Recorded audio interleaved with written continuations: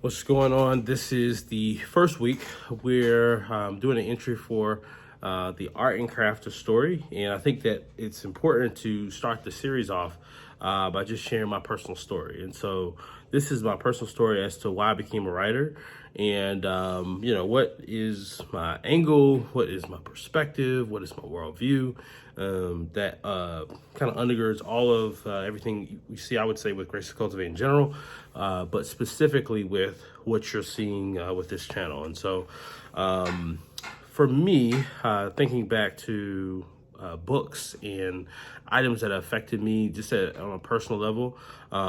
First off, I'm a Christian, and as you probably can see with Grace to Cultivate, and everything that you see with this particular brand is what I'm saying, that I believe that the Triune God and many other people have invested deeply into my life. And as a result of that, what does it look like to help love my neighbor as self as it pertains to vocation, right? And so I am the child, or the adult child, but my parents are entrepreneurs. They sold insurance for 30 plus years in a place called Orangeburg, South Carolina. And so all of those things are very near and dear to my heart.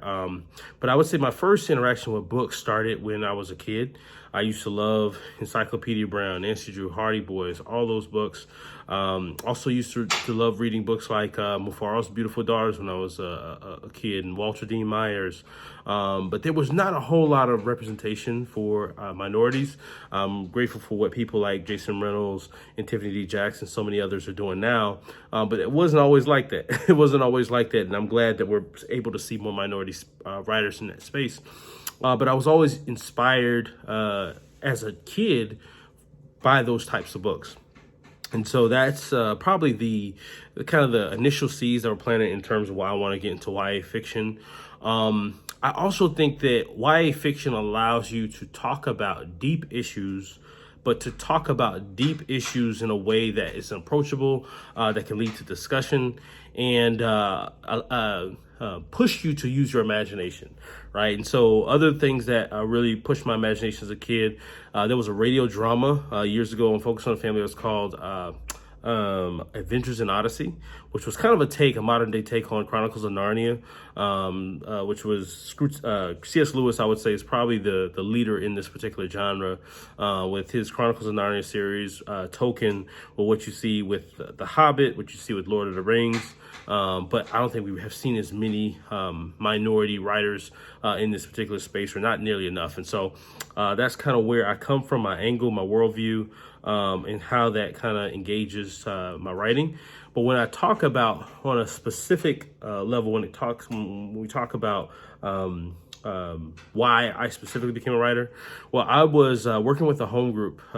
This was years ago when I was in Dallas, Texas.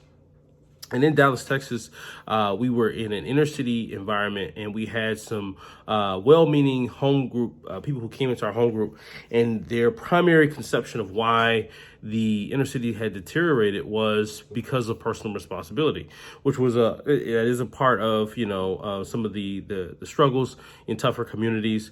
But my goal and my hope was to help them to see that it wasn't divorced from the historical narrative, right? That they're connected, that there is a way in which you see personal problems and behavioral problems, but you also see societal problems and systemic problems and historic problems. And so with their blessing, was able to create it was called the Learn to Serve South Dallas Project, and I also ended up working with another church for the Loving from Learning.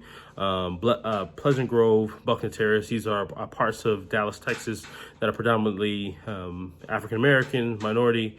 And in those particular projects, I just enjoyed it. Something that others would probably have paid to do, or gotten a group to pay. I was able to do it for free, and it was just something that was very enjoyable.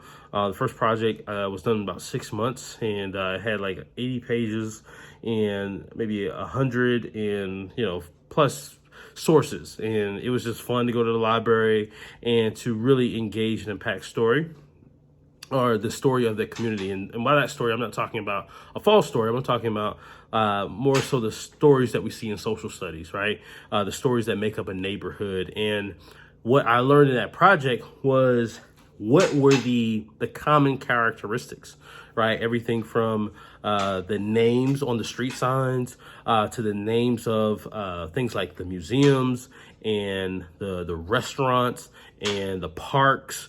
There is a way in which you can literally learn the history of a neighborhood if you pay attention to the street signs. And so that's a big part of my writing today. Is like when I write, for example, Rashard Freeman, Teenage Entrepreneur, I made it a point to call the high school, to name it after Septima Clark, who was a very important civil rights figure from the state of South Carolina. A lot of people have never even heard of. She's from Charleston, South Carolina.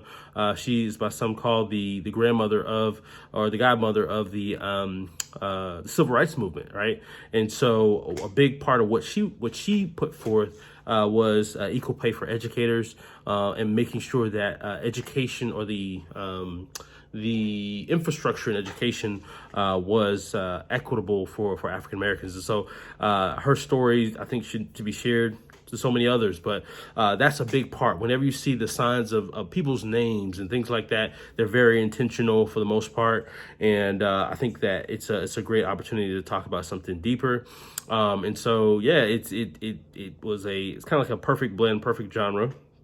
And it's a way to hopefully just encourage people to read more, to grow more. I put in some of my books, and I also put in my leadership workshops that, readers are leaders. Readers are leaders is a big part of, just the genre and what I'm writing and what it's about or whatever. And that's just been a cool part of the writing process. And so being able to, share that and to talk about deeper issues. And so I would say that's why I become a writer. I think it's also just it's a great outlet, when you're trying to think even more so kind of almost from a therapeutic lens, being able to jot down your different issues, problems, that sort of thing, but be able to do it in a constructive way that's going to be helpful for other people. And so I would just say, just kind of in summary, why did I become a writer? I believe that ultimately I can use it to glorify God, but also to help other people in a variety of different genres. In a more academic way, I could use it if someone needs help learning how to do fill in the blank. But in an artistic way, and how I do most of my writing, I'm doing it to hopefully encourage our imaginations towards helping people to work smarter, not just harder. And so that vision for that is skill building, career development, entrepreneurship, which is this entire blog, brand, etc. But I'm a huge fan of doing that through the vehicle of writing. And so these are some of the reasons that I became a writer. I thoroughly enjoy the genre. If you want to check out my writing, just check out the website. It's gracetocultivate.com.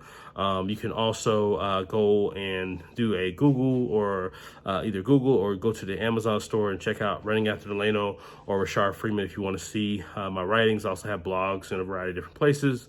But this is why I became a writer, ultimately to glorify God and to help other people through the words that are on the page. And so a lot of what you see is everything from fiction writing to the stories, or the